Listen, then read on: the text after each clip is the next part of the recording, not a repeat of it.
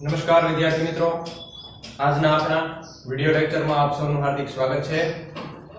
તો ગયા લેક્ચરમાં આપણે સ્વાધ્યાય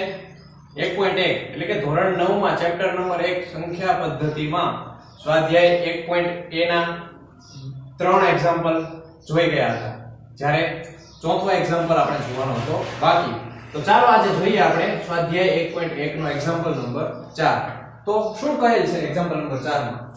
દરેક પ્રાકૃતિક સંખ્યા એ પૂર્ણ સંખ્યા છે। પહેલા તો આપણને એક્ઝામ્પલ શું ઉપરની માહિતી શું આપી છે જોઈએ। નીચેના વિધાનો સત્ય છે કે અસત્ય? તો આપણે વિધાન આપેલા છે 3 અહીં, અને વિધાન સત્ય છે કે અસત્ય તે જણાવવાનું છે। પણ આગળ પણ થોડો ક્વેશ્ચન લંબાવેલો છે, કારણ સહિત ઉત્તર આપો। કારણ પણ જણાવવાનું છે સાથે સાથે। આપણે ફક્ત વિધાન સત્ય કે અસત્ય જે આપણે એક્ઝામમાં ઘણી વખત લખતા કે ખરા ખોટા જણાવો, ખરું છે વિધાન તો કે લખ્યું ખરું, ખોટું છે તો લખ્યું ખોટું, એ વસ્તુ અહીંયા કરવાની છે નહીં। તો આ ક્વેશ્ચનનો જવાબ આપવા માટે ફરજિયાત આપણો કોન્સેપ્ટ ક્લિયર હોવો જોઈએ, તો જ આનો જવાબ આપી શકીએ। બાકી ખરા ખોટાની જેમ નહીં કે અઠે ગઠે ટીક કરશું ને કદાચ સાચું પડી જાય, એવું આ ક્વેશ્ચનમાં શક્ય છે નહીં। ફરજિયાત કોન્સેપ્ટ એની થિયરી ક્લિયર કરવી જ પડશે, તો જ આનો જવાબ આપણને આવડશે, બાકી આના માર્ક્સ મળે નહીં। તો પ્રથમ વાક્ય આપણને આપેલું છે કે દરેક પ્રાકૃતિક સંખ્યા એ પૂર્ણ સંખ્યા છે,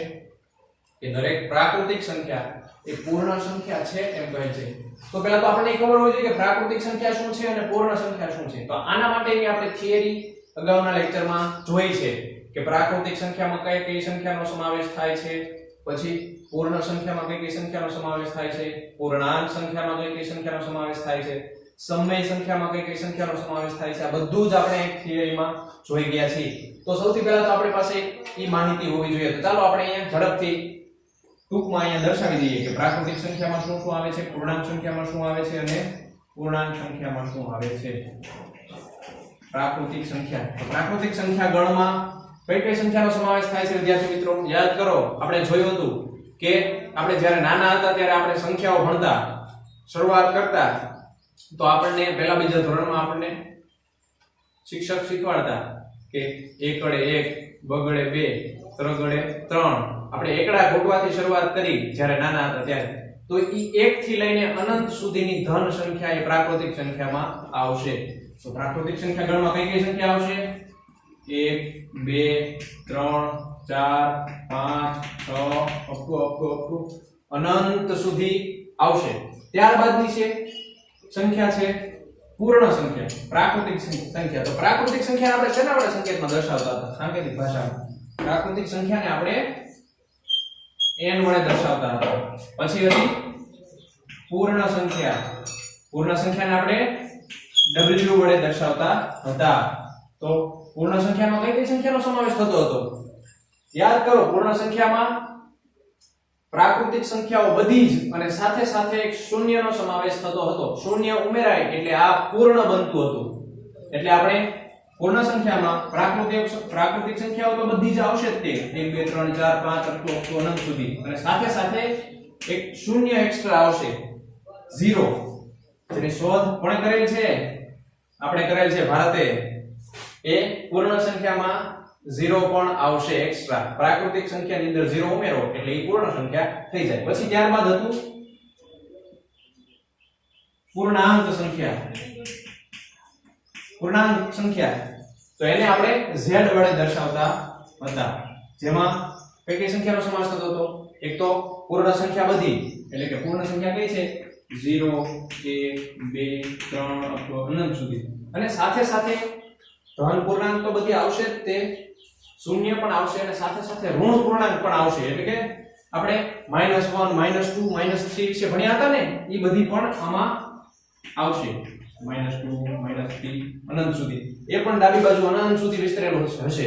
જમણી બાજુ કેમ ધન સંખ્યાઓ અનંત સુધી વિસ્તરેલી છે, એમ આ ડાબી બાજુ ધન અનંત સુધી વિસ્તરેલી હશે। પ્રાકૃતિક પૂર્ણ પૂર્ણાંક, અને છેલ્લે આપણે ચોથી જોઈ હતી સમય સંખ્યા, જેને આપણે q વડે દર્શાવી હતી। તો સમય સંખ્યામાં આપણે શું જોયું હતું કે એવી સંખ્યા p/q કે જ્યાં p એ પૂર્ણાંક સંખ્યા હોય અને q એ કેવી હોય શૂન્યેતર પૂર્ણાંક q એ શૂન્યેતર પૂર્ણાંક હોવી જોઈએ તો આ જે રચના બને આ જે સ્વરૂપ બને p/q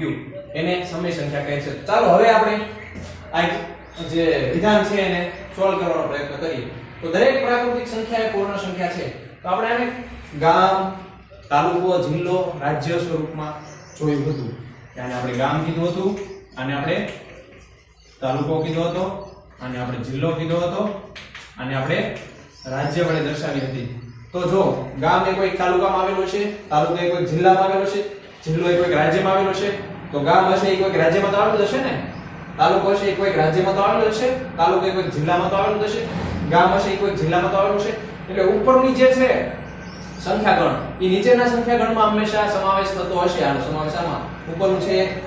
ઉપરનું કોઈ પણ ગણનો સમાવેશ તેની નીચે આવેલા બધા જ સંખ્યા ગણોમાં સમાવેશ થાય છે એવું સાબિત થાય છે આની પર તો ગામનો સમાવેશ તાલુકામાં પણ થાય જિલ્લામાં પણ થાય અને રાજ્યમાં પણ થાય પણ તાલુકાનો સમાવેશ જિલ્લા રાજ્યમાં થાય જો એની નીચેના જે ગણ છે એમાં થશે પણ તાલુકાનો સમાવેશ એની ઉપરનો ગણ એટલે જેને આપણે ગામ કીધું છે તો તાલુકાનો સમાવેશ ગામમાં કોઈ દિવસ થાય નહીં એટલે નીચેના જે ગણ હોય ને એનો સમાવેશ ઉપરના ગણમાં ક્યારેય થશે નહીં તો હવે જોઈએ દરેક પ્રાકૃતિક સંખ્યા એ પૂર્ણ સંખ્યા છે તો પ્રાકૃતિક સંખ્યા ક્યાં છે આ પ્રાકૃતિક સંખ્યાઓમાં 1 2 3 4 5 અનંત સુધી ધન સંખ્યાઓનો સમાવેશ થાય છે જ્યારે દરેક પ્રાકૃતિક સંખ્યા એ પૂર્ણ સંખ્યા છે તો જો તો દરેક પ્રાકૃતિક સંખ્યાનો સમાવેશ પૂર્ણ સંખ્યામાં થાય છે ગામનો સમાવેશ તાલુકામાં તો હોય જ છે ને તો આ પરથી આપણે કહી શકીએ કે આપેલ વિધાન સત્ય છે ખ્યાલ આવે છે તો આપણે સાથે કારણ પણ દર્શાવવાનું છે કે શું કામ સત્ય છે તો કારણમાં આપણે શું લખીશું જો તો એમાં પ્રાકૃતિક સંખ્યામાં કઈ સંખ્યાનો સમાવેશ છે 1 2 3 4 5 6 બધી ધન સંખ્યાનો અને જ્યારે પૂર્ણ સંખ્યાની અંદર ધન સંખ્યાઓની સાથે સાથે શૂન્ય અને બીજી બધી પ્રાકૃતિક સંખ્યાનો સમાવેશ છે તો અહીંયા આપણે એમ લખી શકીએ કારણ કે પૂર્ણ સંખ્યામાં શૂન્ય સાથે બધી જ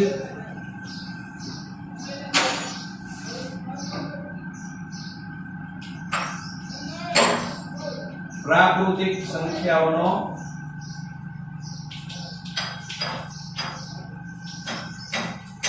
સમાવેશ થાય છે તેથી પ્રાકૃતિક સંખ્યા એ પૂર્ણ સંખ્યા છે એમ સાબિત થાય છે તો ઉપરનું વિધાન સત્ય થઈ ગયું તો ચાલો એ પછીનું જોઈએ વિધાન નંબર 2 દરેક પૂર્ણાંક એ પૂર્ણ સંખ્યા છે તો પૂર્ણાંક ક્યાં છે આ દરેક પૂર્ણાંક એ પૂર્ણ સંખ્યા છે શું જિલ્લો એ તાલુકામાં આવેલો હોય ક્યારે તાલુકો જિલ્લામાં હોય મેં આપણે પહેલા જ વાત કરી કે ઉપરના જે ગણ છે એની નીચેના ગણમાં આવશે પણ નીચેનો ગણ છે એ ઉપરના ગણમાં ક્યારે આવશે જિલ્લો કે જિલ્લો તાલુકામાં આવે નહીં અને સંખ્યા જો તમે પૂર્ણાંક સંખ્યામાં કઈ સંખ્યાઓ છે તો બધી જ ઋણ પૂર્ણાંક ધન પૂર્ણાંક અને સાથે સાથે શૂન્ય જ્યારે પૂર્ણ સંખ્યામાં 0 1 2 3 4 5 6 આવું છે તો જે આ ઋણ પૂર્ણાંકો છે જે માઈનસ બધી ઋણ સંખ્યાઓ એ પૂર્ણ સંખ્યામાં આવતી નથી એટલે આપણે કહી શકીએ કે પૂર્ણાંક એ પૂર્ણ સંખ્યા નથી તો આપણે લખીએ આપેલ વિધાન કેવું છે આપેલ વિધાન અસત્ય છે તો કારણ લખવું પડશે ને કારણ કે આપણે કોઈ પણ એક સંખ્યા લઈ લઈએ બધી જ ઋણ સંખ્યાઓ એ પૂર્ણ સંખ્યામાં સમાવેશ થતી નથી આથી પૂર્ણાંક એ પૂર્ણમાં આવેલ નથી એમ પણ લખી શકો પણ તમે કોઈ પર્ટિક્યુલર સંખ્યા પણ લઈ શકો કે માનો કે -1 એ પૂર્ણ સંખ્યામાં સમાવેશ નથી થતો તેથી પૂર્ણાંક એ પૂર્ણમાં આવેલ નથી આ પણ કહી શકો અને એમ પણ કહી શકો કે બધી જ ઋણ સંખ્યાઓ એ પૂર્ણાંકમાં હોય છે પરંતુ ઋણ સંખ્યાનો સમાવેશ પૂર્ણ સંખ્યામાં થતો નથી એમ પણ લખી શકો ને તો ચાલો આપણે એક સંખ્યા લખીએ તો કારણ કે -3a આપણે -3 લઈએ -3a કેવી છે પૂર્ણાંક સંખ્યા છે પરંતુ તેનો સમાવેશ પૂર્ણ સંખ્યામાં થતો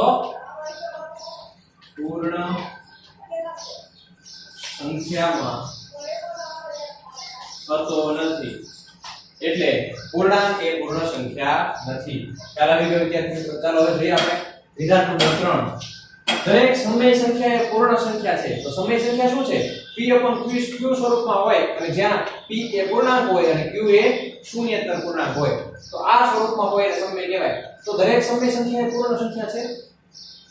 તો આપણે એમને મત ખ્યાલ આવી જાય ને કે આપણે જોઈએ ને આ વસ્તુ આપણે બહુ કામ કરશે આ તમે યાદ રાખશો ને આ જે મેથડ છે તો રાજ્ય છે સમય સંખ્યાને આપણે રાજ્ય કીધું છે પૂર્ણ સંખ્યાને આપણે શું કીધું તાલુકો તો રાજ્ય એ કોઈ દિવસ કોઈ તાલુકાની અંદર આવેલું હોય કે તાલુકો રાજ્યમાં આવેલો હોય તાલુકો જ રાજ્યમાં આવેલો હોય ને રાજ્ય કોઈ દિવસ તાલુકામાં આવેલું હોય તેના પરથી આપણે કહી શકીએ કે આ વિધાન કેવું છે અસત્ય છે આ વિધાન અસત્ય છે તો કારણ લખવું પડશે ને કારણ કે તો કારણમાં આપણે શું લખીશું સમય સંખ્યા એ p q સ્વરૂપમાં હોય છે સમય સંખ્યા p q સ્વરૂપમાં હોય છે એટલે આપણે કોઈ એક સંખ્યા લઈએ સમય સંખ્યાનો ઉલ્લેખ કરીએ આપણે 5/2 એ સમય સંખ્યા છે પરંતુ 5/2 છે એ પૂર્ણ સંખ્યામાં આવશે ક્યારે નહીં આવે 5/2 એ